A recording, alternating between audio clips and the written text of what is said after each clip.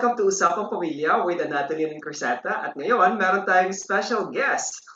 Matututo tayo ngayon ng mobile, Basic mobile phone photography. photography. So, sa mga viewers natin ngayon, so watch out, alright? Yes, at ang ating special guest ngayon, kilala ng marami, of course, poging-pogi. Yes, our dear friend na nasa Iloilo. Akala nyo, nasa Iloilo siya ngayon. At magaling na photographer. Join us in welcoming Jared Pike Bangal. Hello, Jared! Kumusta dyan sa Iloilo? Ayun, sige, maraming salamat po Team Padilla for letting me in dito po sa page niyo. And super kinakabahan ako ngayon actually kasi nung minessage niyo ako and then nakita ko yung page niyo and then nakita ko yung mga live niyo doon, super ang tataas na ng mga ng mga special guests niyo like attorneys or something. And talagang it's a privilege for me po na makausap din kayo and have this live po tonight. Yes, and so far I'm doing great din po dito sa Iloilo with my family and parents na lang, sila mama and papa, and wala na po yung mga kapatid ko nasa ibang bansa na sila with their own family din. And then Yeah, we miss your mom and dad. Kaya maraming salamat sa pagpapaunlak ngayong araw na ito at para maibahagi mo ang iyong talent sa mga viewers natin. Yeah, marami sa mga viewers natin, for your information, Jared, ay mga freelancers. Yes. And this can help them add sa kanilang skill. Yes, para kumita actually, di ba? By using their mobile phone, pwede na silang kumita. Ayun po. Sobra. Actually, dyan naman talaga lahat nag-i-start sa mobile photography. And then, kapag nagkaroon na ng pera, and then nagtatry sila na mag-invest para dyan. Yeah. Well, nakikita nga namin sa online ngayon, may mga Filipinos na nananalo ng international award dahil lang sa mobile photography. Kaya nakaka-impress yung mga kababayan natin na magaling sa paggamit ng kanilang mobile. Kasi maraming halos lahat ng mga bata ngayon may mga mobile phone pero hindi nila alam kung paano gamitin yung yung resolution ng kanilang mga camera. Yes. So at least ngayon matututo tayo mula sa inyo po. Alright, so Jared, take it away. Yes. Alright, sige. Sige, before tayo mag-start, let me share something about syempre, hindi ko share yung short film ko, yung katulad nung nangyari doon sa last na live ko dati, or for what I shared nung last 2 weeks ago, I think. Yeah, yung My Story short film. Pero para sa mga viewers natin sa Facebook, gusto ko lang din na magkaroon kayo ng konting background para sa akin, no? Okay, so I started 3 years ago, and then itong design na to is nag-start talaga siya nung time or yung during nung FSY talaga. No? So parang ito yung parang naging best takeaway na parang natutunan ko doon.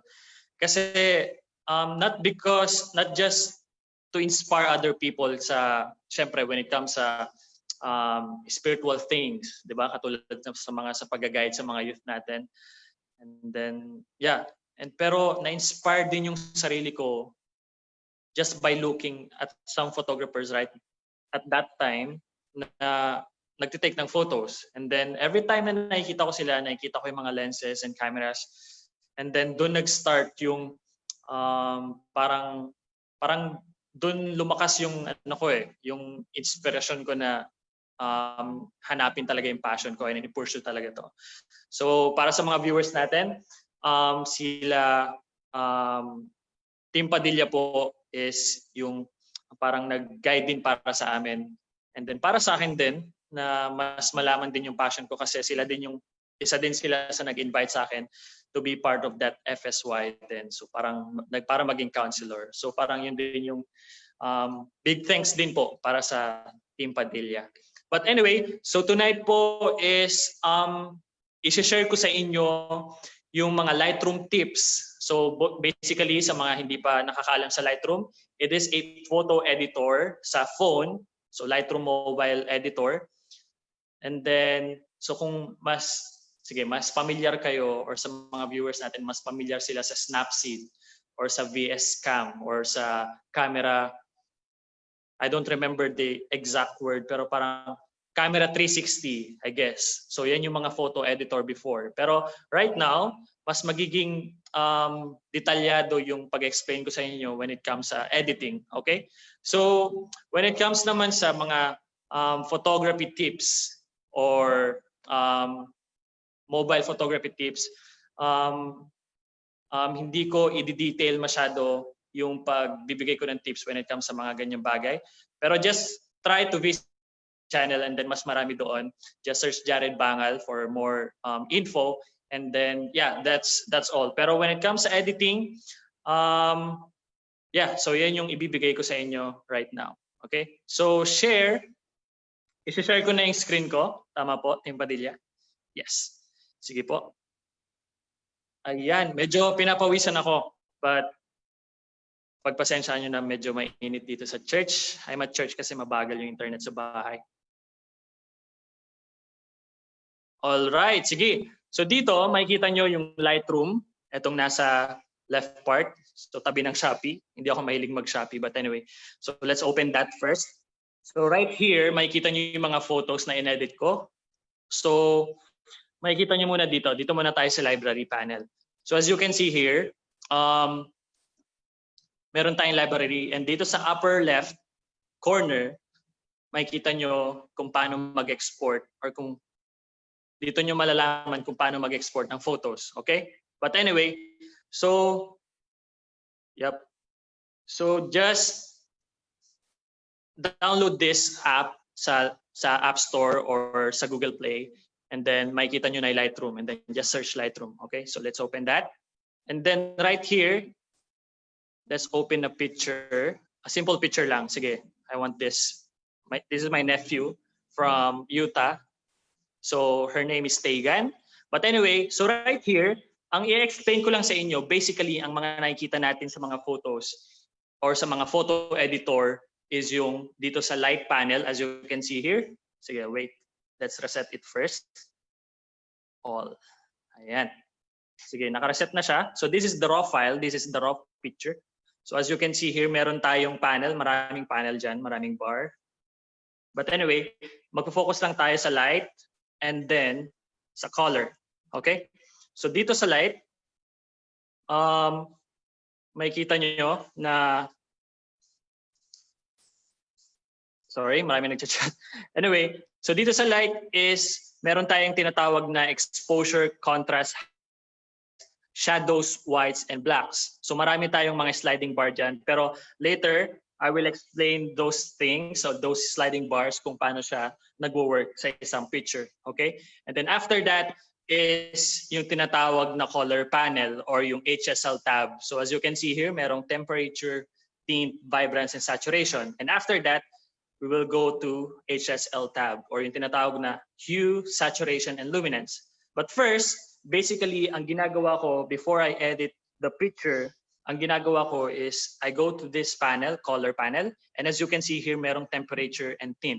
So temperature, so yan yung color temperature. As you can see, every time na binababa natin yan pababa, you will see yung temperature ng isang photo. Okay?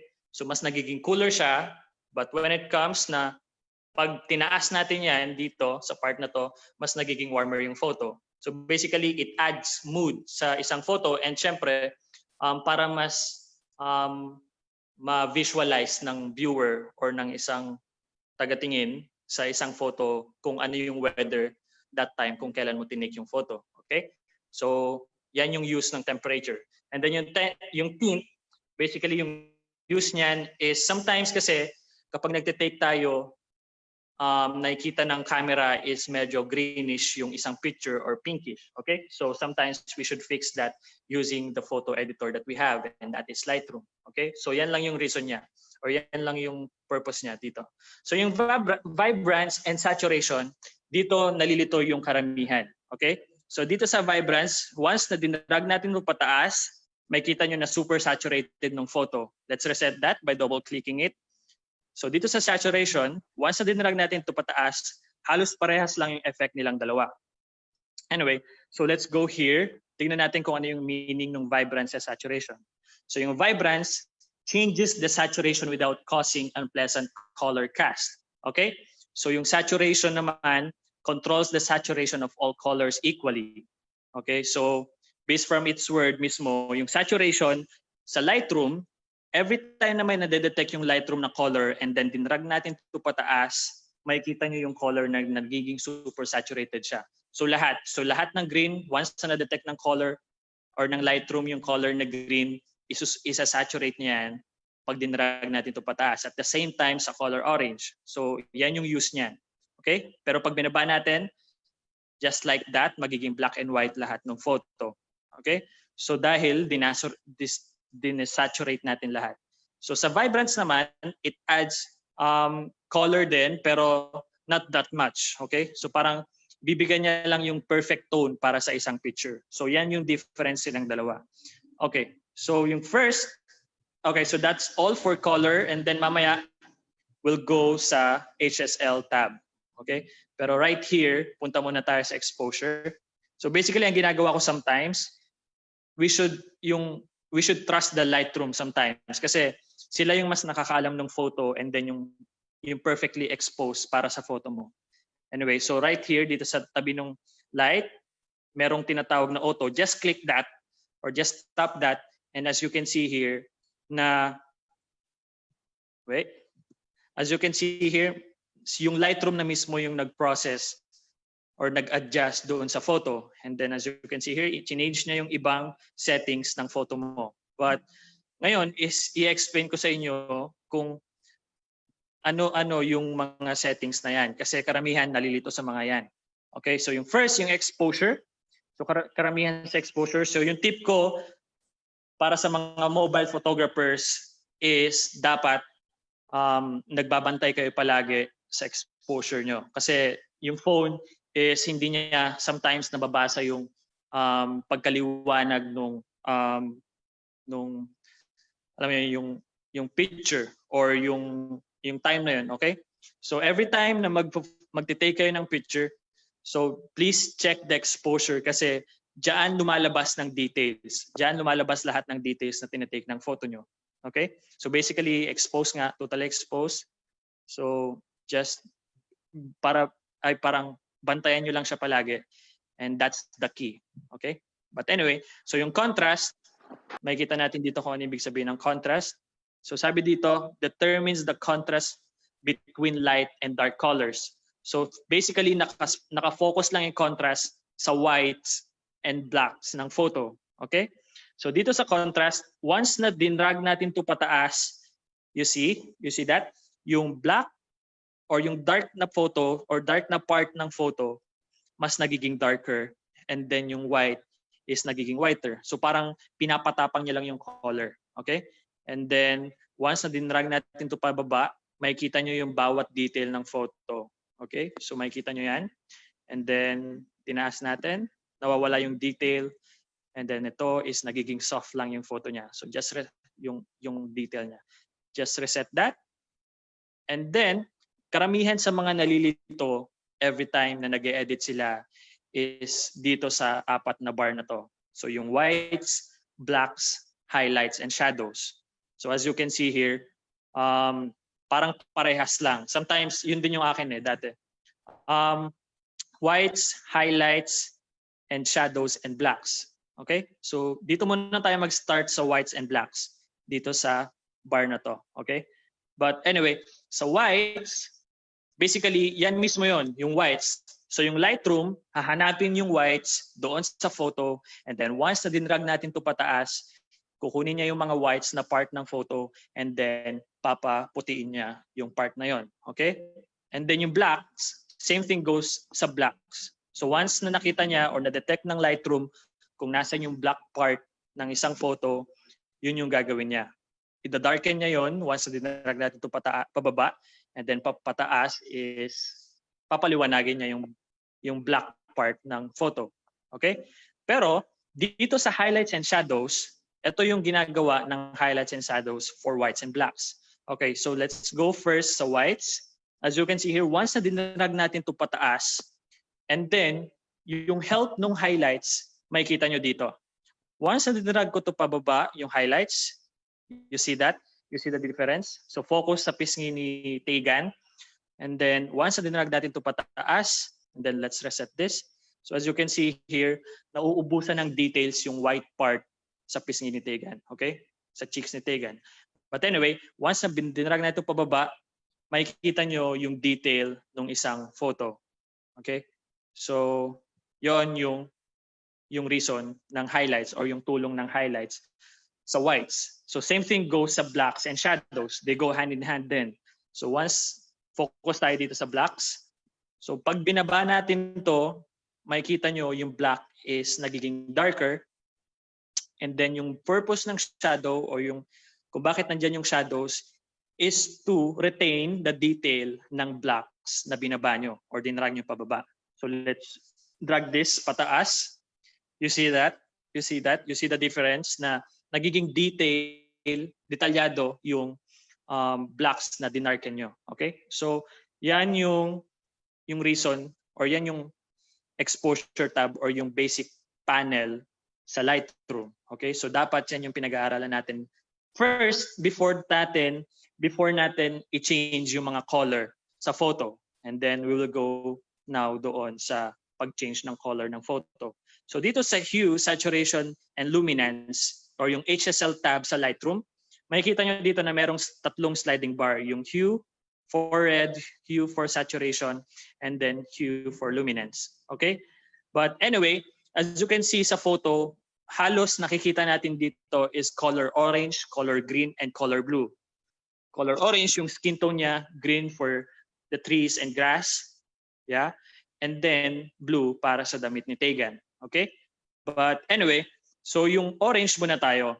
Yung hues, basically, it changes the color ng color orange. So specifically, di ba? So once na tinap natin yung color yellow,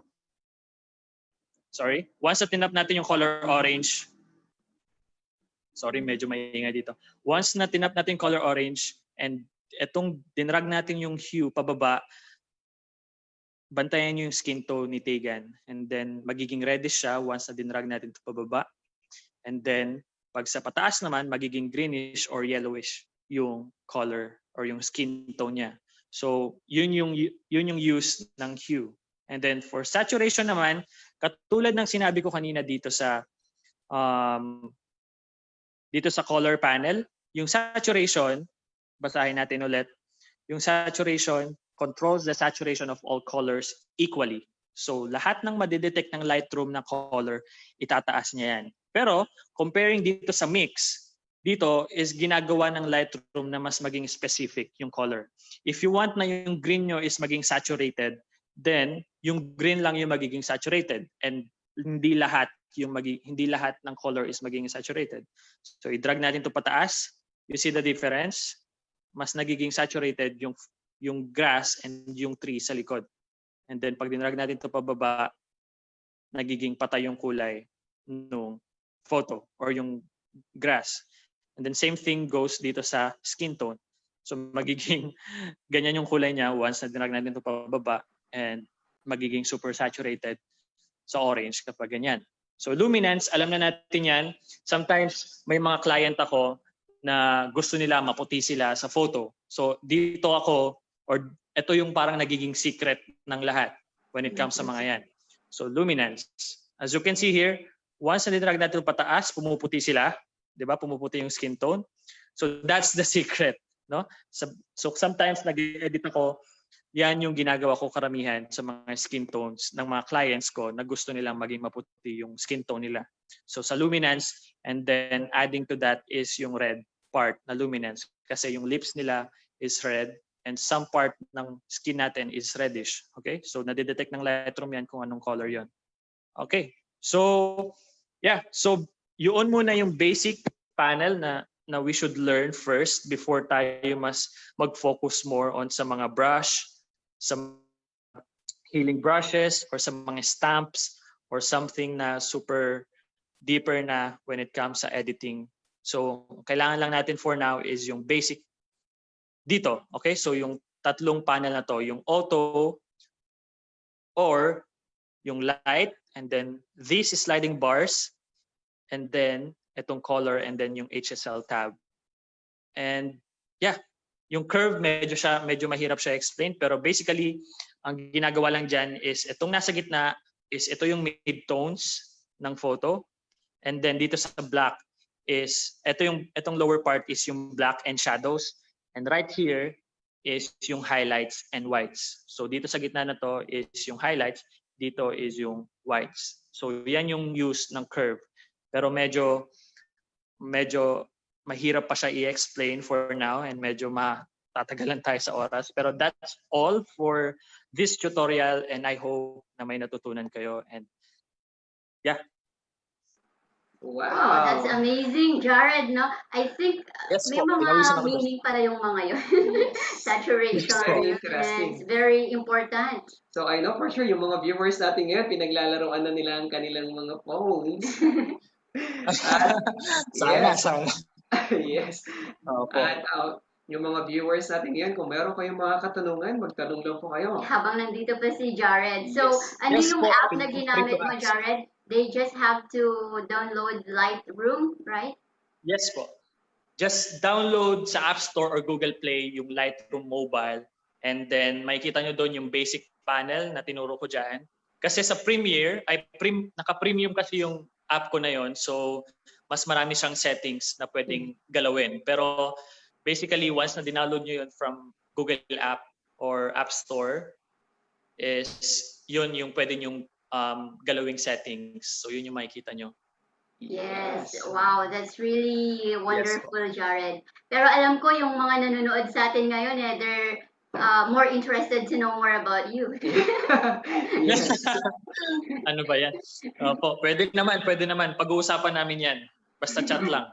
PM is the key. Yes. Biro na. Kwentuhan muna tayo, Jared, sa iyong Okay po. mga hobby, Props. ganyan. Yes, aside sa photography, ano pa yung mga pinagkakabalahan mo?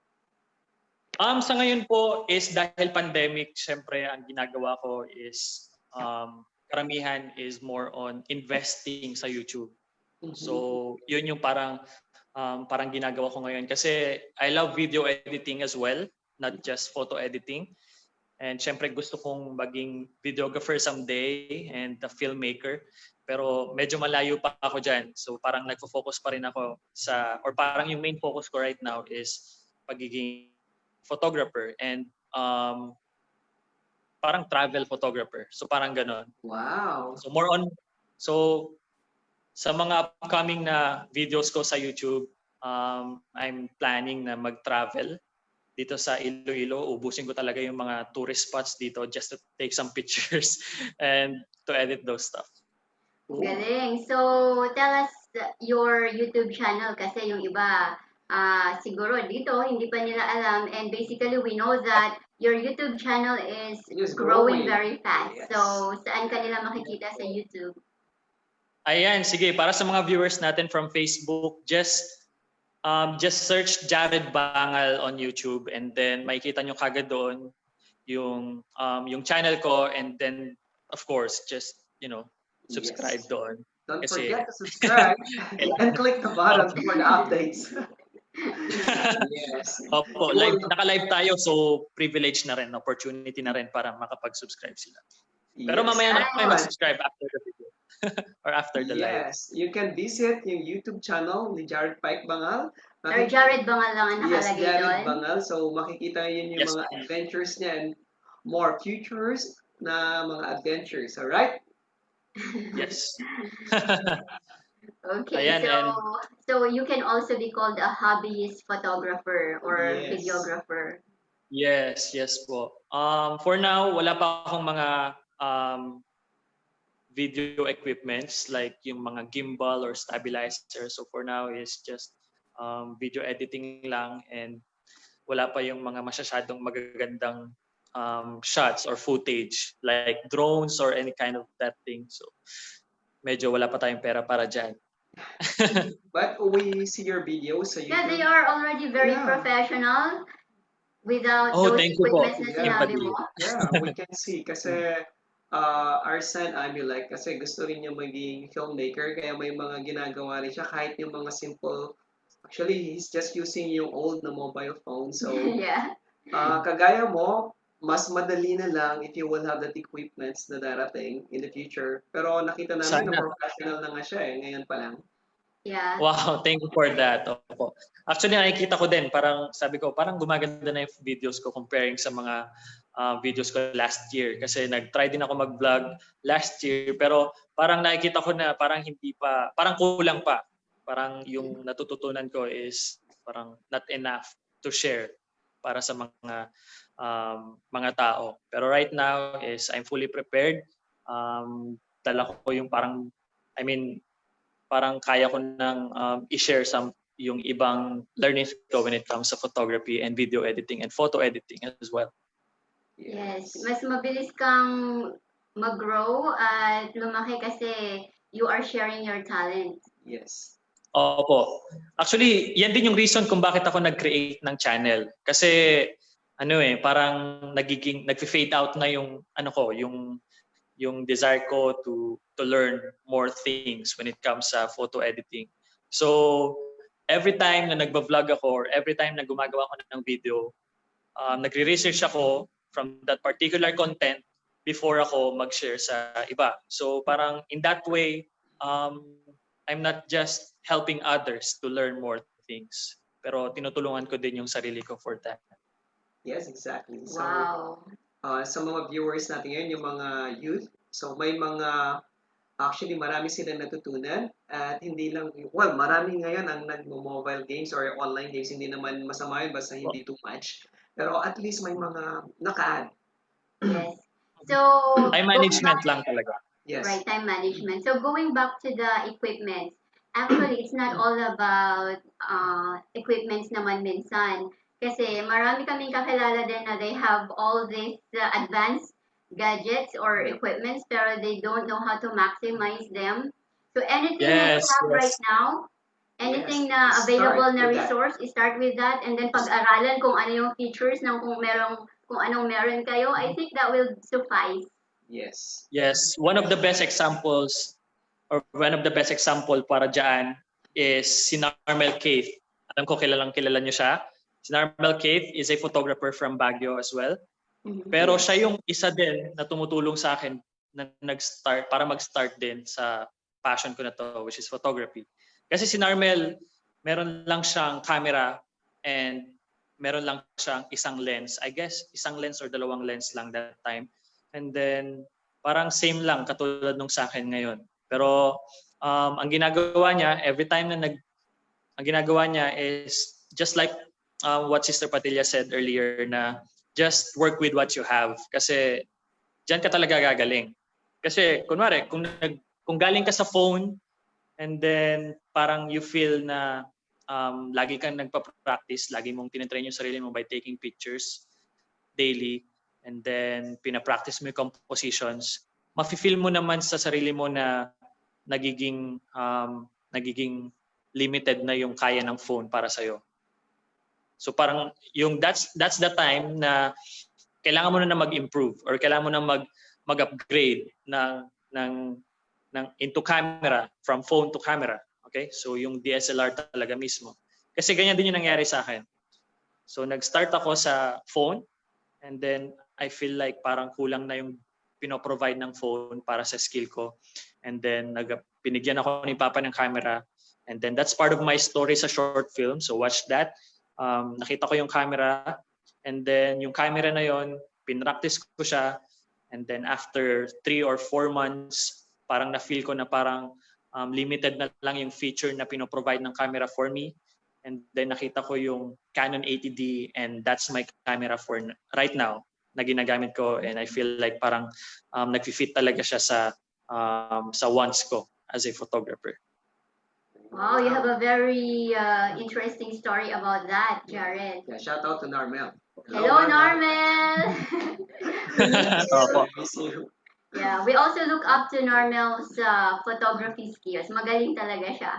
Yeah. Opo, sobra. He took yung pictures ni Sarah, right? Normal was one of our official photographers sa FSY. And then he took photos namin, And your private, sister? ng kapatid ko. We went to some places in Wow. Baguio. nung nag-12 si Sarah. It's, He yeah, took it's really photos. good. Yeah, Wow. he's really good. Yeah, it's really good. Super bait niya talaga. Every time na nag-chat ako, lagi siyang nag-chat kagad. Nag-ask ako every time na about sa cameras. Sabi ko, Brother Namel, ano yung pwede kong i-upgrade next after this lens or after this camera? So nandyan siya palagi para mag-answer sa mga yon. And this is me now. Yes. Wow. So Normal was one of It's your Mentor. inspirations din at mentor mo siya ngayon. Yes. Mentor, parang ganon. Yes. Yes. That's really nice. And now you are mentoring those who are watching right now. Tsaka yung mga Yes. makikinig sa Opo. YouTube. Yes. Yeah. Opo. Maraming salamat sa viewers po and nagstay pa rin para dyan. Yeah, right. I agree sa sinabi mo na you really have to maximize muna yung what you have, yung inad mo sa sinabi ko.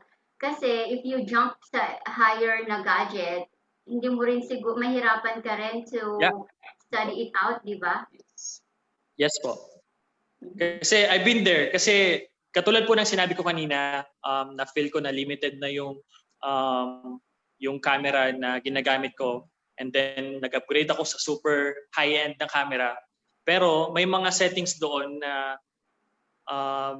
hindi ko pa alam. And then parang nadagdag and parang hindi ko alam yung use niya talaga. Pero it takes time. So kailangan talaga nating pag-aralan every time na may bago tayong gadgets or nag-upgrade tayo. So that's the reason why. So kailangan nating pag-aralan talaga. Yes. Right. And also there is a wisdom in reading the user's manual Yes. ng isang product. Opo. Kasi yung mga user's manual ng mga cameras, sobrang kakapal. So parang nakakatamad basahin. Pero sometimes merong mga key points doon or may mga kailangan talaga nating basahin when it comes to cameras. Yeah, yung mga actually yung marami nga na pag may bagong phone or bagong camera, ginagamit kaagad yung phone without even reading yung mga manuals nito, ano yung mga specification. Opo. We're too excited to open the gadget kasi bago yung manuals. Unless na Parang magaling sa ka na kotse, talaga. di ba? Yeah, exactly, yeah. Well, parang sa kotse, di ba? We don't need manuals anymore. Just drive. Yeah. Exactly, oh. Opo. Pero kapag nasira, hanapin mo yung manual. No, Yes. Basic, yes. Opo, muntik na kami makapagpagas nun. When I was in Hawaii, I'm using my brother's car, yung Ford Fiesta. And then muntik ko na siyang mapagas ng unleaded, ng diesel. Kasi akala ko diesel yung kotse niya. Yung pala unleaded siya. So parang buti na lang may manual doon and then nabasa ko, okay, unleaded pala to. Kasi akala ko diesel. Pero mga tips sa mga drivers dyan, parang photographer, driver na rin, ano? With your manuals. Yes, sa lahat. Malaking perwisyo yun kapag nangyari, no? Yes. Ayun. So, actually, dumadami talaga ngayon ng mga YouTubers. So, makakatulong sa kanila yung mga pictures na tinitake nila. Yeah, actually, ang pictures, photos are actually needed sa every aspect ng buhay natin. Kumbaga, sa marketing, we need content sa marketing natin. Sa memories natin, sa family, we need photos. Yes. Kasi ako, as a daughter of a photographer din, lumaki ako sa studio. We had a studio nung maliit pa ako sa La Union. Wow. Yeah, my father was a photographer, yung photo art studio. Naalala ko, meron pa kaming dark room. Yes. Dati mga films pa, ganyan. Tapos, lumaki ako na I really love photos, keeping memories dahil doon. Tsaka napakabilis ng panahon. Kaya we keep memories with our kids na may mga pictures na sila kasama namin. And nagugulat nga rin kami. Lalo na ngayong pandemic, walang ganong ginagawa. Binibisita namin sa Facebook, sa YouTube na naisave namin yung mga pictures nila. Time really flies so fast. Yeah, those are memories preserved. Totoo po yan. So pictures are not just pictures. So parang, syempre, it's storytelling din para sa atin, no? And then, syempre, history na din yan when we take pictures. And then not just taking selfies. Pero we can do that naman. Or, yeah, we can take selfies naman. Pero, sometimes, siguro as photographers, ano siya parang history na yon para sa amin when we take Yes. pictures. We're making a story talaga. And then, there's a good feeling, no? Kapag nakikita mo yung creation mo. Mhm. Opo, sobra. And then lalo na kapag may mga nagko-comment na sobrang nagandahan sila sa pictures and sa story nung isang picture. So parang nakakagaan din sa pakiramdam. Yes.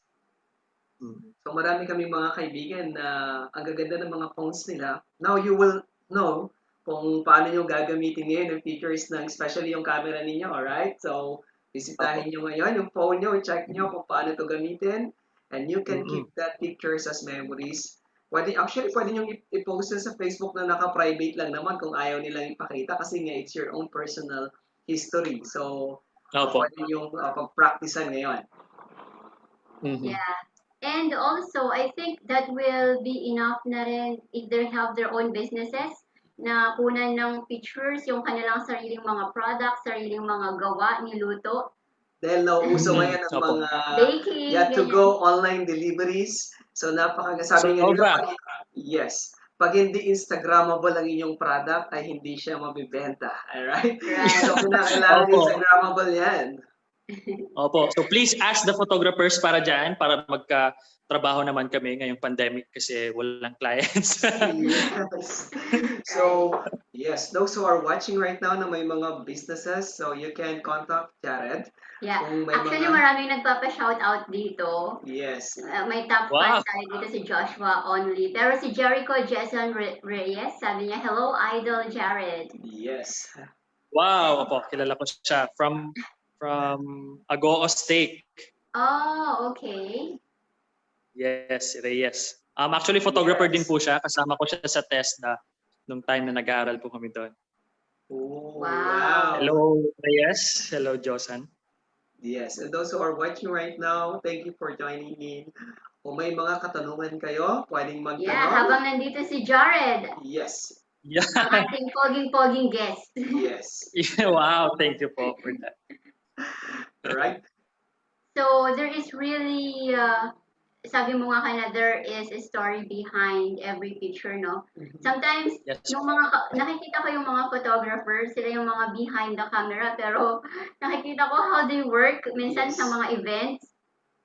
Sila yung unang nababasa sa kaya silang kapuguran, pero I think they're enjoying what they do. Yes. Tsaka napaka-artist. Actually, every time na nagtatrabaho ako when it comes sa mga clients ko, hindi ko talaga nararamdaman yung pagod kasi I'm making a history talaga. So parang knowing your purpose talaga sa isang bagay, hindi ka madaling mapapagod eh. Exactly. So same thing goes po sa church din natin, no? So when we know kung ano talaga yung purpose ng church natin and kung ano talaga yung purpose kung bakit natin ginagawa yung each calling that we have, then may hirapan tayong mag-quit or parang ayaw na rin natin mag-quit and mahirapan tayong mapagod or ayaw din nating mapagod. So same thing goes dito po sa business na to or passion ko and sa passion ng bawat isa. Right. If you love what you're doing naman talaga, you'll not get easily tired. Yes. Nagpapa-shout out po si Philip Deliverio. Yes. Thanks for sharing din, Philip. Yes. He shared our live video ngayon. And of course, sa ating regular na supporter, si Adhika Malaya. Ang ating author. Yes. So, actually, may mga books din siya sa Amazon. Yes. Yeah. Wow. Yes. Amazon. So if you're interested na gawing libro ang iyong hobby ngayon, ang buhay, may album, pwede po. Right? Meron siyang company ng Unique. Yes. Shout out sa'yo, Adhika Malaya. Ako na rin mismo yung author. Yeah, right. Photographer at the same time. No, totoo yan. Shoutout po sa mga lahat ng viewers natin ngayon sa Facebook. Baka may gusto kang batiin, Jared, kasi gusto nilang marinig ikaw ang bumati sa kanila. Gusto nila ikaw. Wow, sige. Shout out sa mga friends ko dito sa Iloilo. Actually, si Philip Deliverio andito siya, kasama ko right now. So nagpa-shoutout siya. Pero shout out sa pinaka-supportive kong family and then sa kay mama and papa. And of course, sa mga kapatid ko sa malalayang lugar. Parang ano lang sila, supportive sila pero tahimik lang talaga sila when it comes sa passion ko. Pero nandiyan sila for me then. And sa mga friends ko dito sa Iloilo and sa mga nag-inspire din para sa akin for pursuing this passion. Hindi ko kayo maiisa-isa pero shout out na lang sa inyo. Kung kilala niyo kung sino kayo, shout out na. Yeah, right. So thanks for joining in, Juliet Canlas, Ronald Leones, Apple Joy M. Orbigozo, Maylin Likayan, Butch Balsomo, Jessica Del Rosario, ang ating mga avid na mga Yes, viewers. Marisol Maramba Bundat, thank you. Sian Sander Wow. Purganan, Jaime Galo Thank you Mabalot so much. Jr. Mukhang Yes. kilala natin to Yes. Jonah, Jamie Rapalda, Precious Aquino, Mimi Kalog Zakopon, and a lot more. Thank you so much for joining us. Actually, we're having fun dito nila Jared kasi Opo. nakikita namin Ayan. na he's super inspired lately. Mhm. Opo. Thank you guys for watching po para sa live na to. And please support din po yung page ng Team Padilla, yung Usapang Pampamilya. And then, hindi lang po ako yung guest dito. So please like and share this video.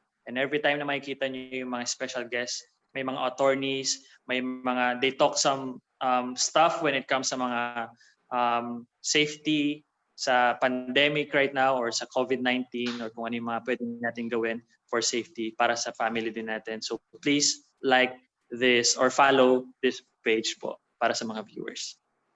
Thank you. Thank you for that, Jared. Yeah, and don't forget, well, I will take this opportunity sa mga friends mo rin. Bukas, may special guest tayo. Wow. Si Janelle. Manunod ako dyan. Tomorrow or Thursday. Yeah, si Jonel Hernando. Remember last time, naging guest natin siya. If yung mga, I don't know, hindi ka batang 90s, Jared eh. Yung, napanood mo ba Temple. yung Magic Temple, Magic Kingdom? Yes. Hindi po Under ako Peke masyado. Galiaga. Under Yeah. Peke Galiaga. Siya yung Si si Sambag. Sambag. Naging guest natin siya. And then, siya rin yung naging batang Bonifacio ba? Yes, Andres Andres Bonifacio. Yes. May mga naging Wow. pelikula siya. And Wow, then they ayos. moved to US. Yes, nasa Utah sila ngayon. Yeah, pero bukas magiging special guest natin sila. Kasama ang kanyang wife. Yeah, yun ang kagandahan kasi Wow. he will join, he will join us with his wife. Kasi meron silang project. Actually, meron silang foundation dito sa Philippines, sa Utah at sa Philippines, and they are helping yung mga kabataan ngayon na mga na-abuse, yung mga bata. Maraming mga na-abuse sa Philippines, and it's good. They put up a foundation dito sa Region 1. Yeah. And they shelter. They will discuss that tomorrow. So, napakaganda ng Okay. usapan bukas. So, pag-uusapan natin, of course, magkikwentuhan regarding sa family nila, and at the same time, magpo-focus tayo yung advocacy nila kung paano makakatulong ang bawat isa sa advocacy ito. Kasi according to him, yun, maganda nga na ngayong pandemic magkasama yung family. Pero sabi niya, last time, na ito ay hindi rin maganda sa mga batang biktima or nabibiktima ngayon. Kasi mas maraming nagiging biktima sa panahon ngayon na nasa loob lang sila ng bahay. Kasi mas marami silang time sa online at yung taong nabibiktima sa kanila. Na family Totoo po. members din. Yes. So, interesting ang discussion bukas. Testing Yes, talaga. gusto na rin natin Opo, manonood po. i-introduce. Yeah, Jared, gusto na rin natin i-introduce ang inyong page na napakaganda rin about family sa Yes. Iloilo. Iloilo ba yan? Alin Family po? first. Yung family Family relationships first. Yes. Yes. Ayun po, i-promote ko na rin. So Yes. yung family relationships first po is yung page po na yon is from Daraga. So yun po sa Legazpi State. And then yung Daraga po is siya yung third to the last area ko po sa mission. So nakilala ko po si Sister Arian and siya po yung nagmamanage po for that page. So please also like and follow that page kasi same thing din dito sa Usapang Pamilya, ganun din po yung sa kanila. So mas better na i-follow nyo tong dalawang page na to kasi just like yung special guest tomorrow, ganun din yung pinag-uusapan nila and doon karamihan sa family relationships first is just like me, yung passion or finding your true passion. And then some tutorials din. Yes, minsan siguro we can have a collaboration or collab with them. Yes. Better po. Mas maganda. Alright, so nag-enjoy tayong lahat. I Yes. know na yung mga nakamiss nito kasi yung iba ay still at work at yung iba ay hahabol pero we cannot take much of the time of Jared. Yes. Kasi he's also a very busy person. We're just honored to have him with us tonight. Yes. Yeah. Yeah, maraming salamat sa pagpapaunlak muli. So, Any final, departing words departing word para sa ating mga kabataan viewers. usually? Ayan po. Pero before I close this, maraming salamat po ulit, Team Padilla, and for this wonderful page po para sa pag-invite sa akin for tonight's live. And siguro para sa akin, ang pinaka gusto ko lang na malaman para sa mga viewers natin before po natin i-end tong live is work with what you have. So dyan po ako nanggaling. Yan yung dyan ako nag-struggle, dyan ako na-inspire, dyan ako natuto talaga. So parang every time na meron kayong passion, when it comes man sa photography, when it comes sa piano or something, if meron kayong little money or konting pera para sa pagbili ng para ma-pursue nyo lang photography or yung passion nyo talaga, then work for it. Kasi dyan ka gagaling eh. So learn the basics and learn the compositions, and then mapapangako ko talaga na mas magiging successful tayo. Okay? So work with what you have and trust the process. Ayun po. Wow. Those are super encouraging words, Jared. Thank you po, Team Padilla. So once again, sa ating mga viewers, thank you for joining us dito sa Usapang Pamilya. Muli, iniimbitahan namin kayo bukas sa mga darating. Marami po kaming magiging mga guest na makakatulong po Super sa atin. super dami po. Super dami ng live nyo talaga. Ay, sorry to interrupt you po, Brother Yeah, it's Padilla. okay. It's Super okay, dami it's ng live. okay. Yeah, actually may mga And the interesting best